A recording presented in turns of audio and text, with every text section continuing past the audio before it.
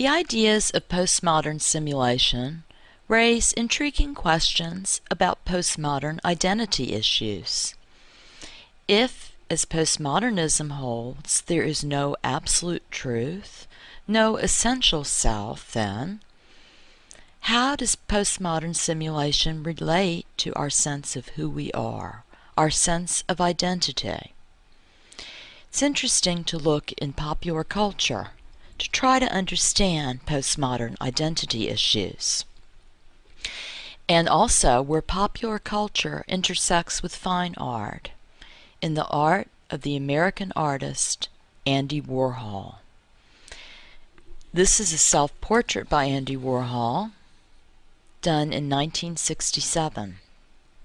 Andy Warhol is known as the king of pop, pop standing for pop art, pop standing for popular.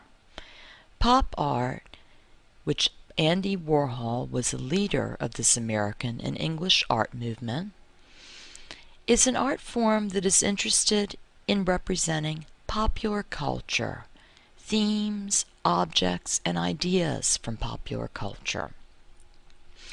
Warhol is very famous for early paintings such as this one, 100 Coca-Cola bottles, that he did in 1962, and even more famous for silkscreen paintings such as this one, 100 Campbell soup cans, that he created in 1962. When asked by a reporter why he liked to paint Campbell soup cans, Warhol replied, "Because I like it. That's what I eat for lunch every day." If back in the Renaissance artists could paint fancy banquet scenes and dinner tables, why can't we today paint the food of our time? Mass-produced food, Campbell soup, Coca-Cola. This is what I choose to create in my art. Warhol's idea was to reflect popular culture. Popular culture is mass-produced culture for mass consumption, just as Campbell soup cans are mass-produced for our hungry appetite, or Coca-Cola also mass-produced for our mass consumption. Warhol wanted to create an art to reflect the reality of our time. In his creation of art dealing with mass consumption, mass production, subject matter, Warhol further discovered a way to mass produce art itself. This method is called silk screen. In this side we see Warhol with one of his assistants creating a silk screen work of art. Silk screen is a method to produce art using mechanical reproduction. No need to paint individual brush strokes. Instead, silkscreen is a mechanical method to mass produce art. Warhol did not invent silkscreen, of course.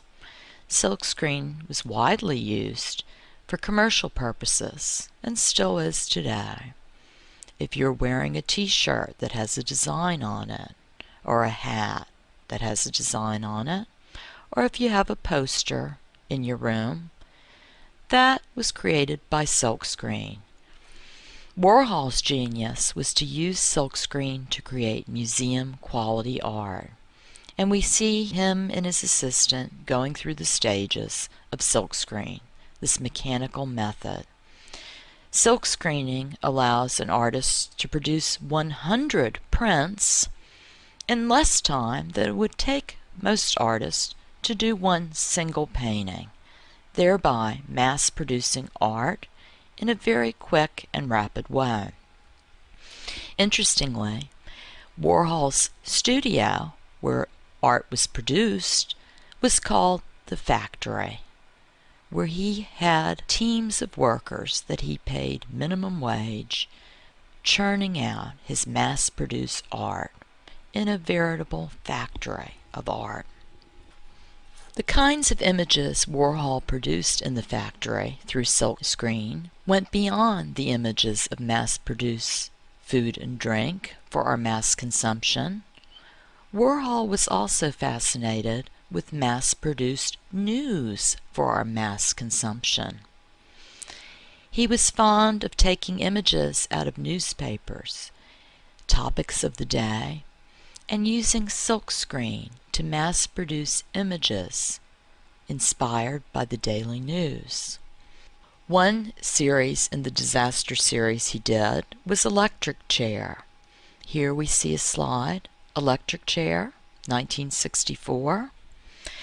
Notice that on Electric Chair, the image of the electric chair is mechanically reproduced 12 times in the same image using silkscreen.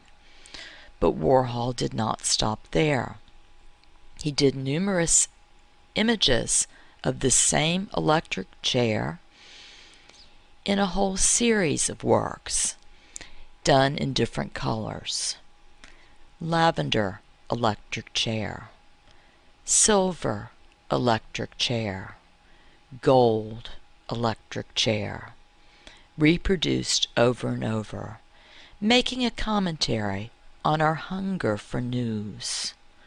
We always get tired of hearing the same news over and over. We always want something new, new news. Electric Chair of his disaster series reflects that reality of postmodern life. Andy Warhol was starstruck. He loved celebrities. He wanted to be one. Perhaps one of his most famous sayings you might have heard. He predicted, "One day, everyone will be famous for 15 minutes." Warhol said that back in the 1960s. How much even more true that is today, with reality TV, internet, MySpace. All of us today have an opportunity, or at least a possibility, for our 15 minutes of fame, our 15 minutes in the spotlight. Warhol, interested in celebrities, chose celebrities as a theme of his postmodern art. Of course, the celebrities back in the 60s were different than the celebrities today. This image shows Elvis Presley, 1964. Elvis Presley, the king of rock and roll, back in the 1950s and 60s. Here we see Elvis again in the Elvis diptych of the same year. The king of rock and roll, produced 4 times on the same image. Rock stars, pop stars are mass-produced for our mass consumption. We always want new stars. We're hungry for them.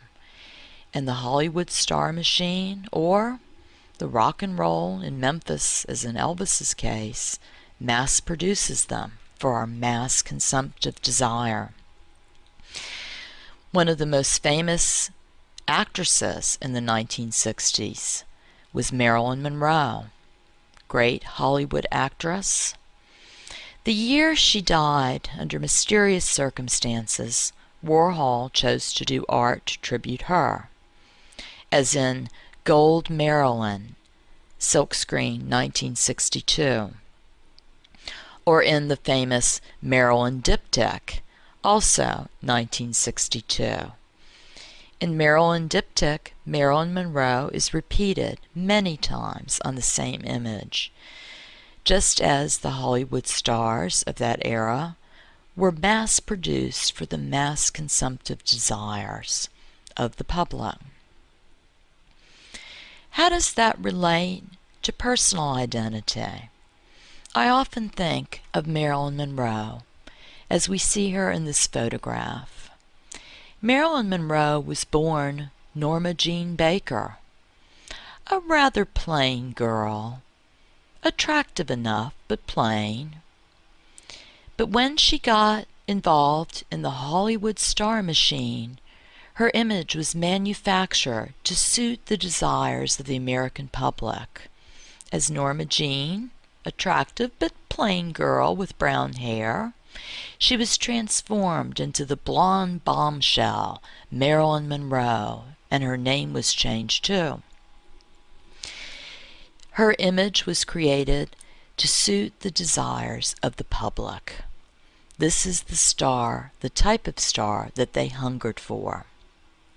Who was the real Marilyn Monroe? Was it Norma Jean? Was it Marilyn Monroe? Questions like that make no sense in postmodern simulation. She herself probably would not have even known the so-called absolute truth of her identity. I like to think, too, about some of our contemporary pop stars, our contemporary celebrities. One of my favorite contemporary American pop stars is Madonna. As we see Madonna in this image, Madonna is a star who is an okay singer, fairly good dancer, but her real art is in the way she was able, and continues to be able, to transform her image to suit the need and the desire of the public. She's like a chameleon, the lizard that changes its skin depending on what background it's against. Her image changes according to the mood and the desire of the public. I've traced her career since the beginning, when she burst on the pop scene as the Material Girl, and went through numerous transformations, from the Material Girl to her Marilyn Monroe look-alike phase, to her Blonde Ambition tour, to her spiritual side, her pimp phase, and on and on. Like a chameleon, she changes. Who is the real Madonna? Questions like that make no sense in the world of postmodern simulation. Another wonderful pop star to think about is Michael Jackson. Here we see Michael Jackson portrayed by Jeff Koons in a sculpture of 1988. Michael Jackson with his pet chimp, Bubbles. If you've ever seen pictures of Michael when he was a child, it's clear that not only has he changed his image, he has physically changed his appearance, clearly through multiple plastic surgeries.